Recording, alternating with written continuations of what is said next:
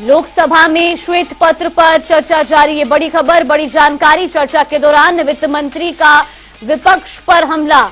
आज जो कांग्रेस होती तो देश में क्या होता, ये भी उन्होंने तंज लहजे में कहा। साथ ही उन्होंने कहा कि देश को सच जानना चाहिए, दुनिया में देश को आज सम्मान मिला है। तो वित्त मंत्री निर्मला सीतारमण ने विपक्ष पर कटाक्ष भी कसा। उन्होंने कहा कि यूपीए राज्य में घोटाला हुआ, कोयला घोटाले से देश को भारी नुकसान हुआ।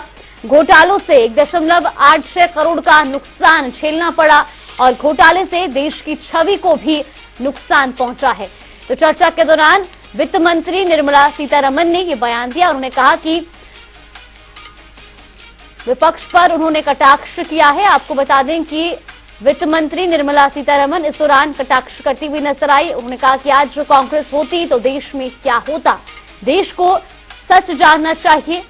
इसके अलावा उन्होंने कहा कि दुनिया में देश को आज सम्मान मिला है। यूपीए राज्य में घोटाला हुआ, कोयला घोटाले से देश को भारी नुकसान झेलना पड़ा। इसके अलावा उन्होंने कांग्रेस पर तंज कसते हुए भी कहा कि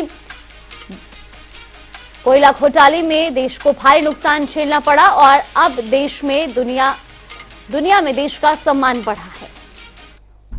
ग्लोबल फाइनेंशियल क्राइसिस को हैंडल ना कर सका, आजकल लेक्चर दे रहे हैं कि कैसे हैंडल करना है।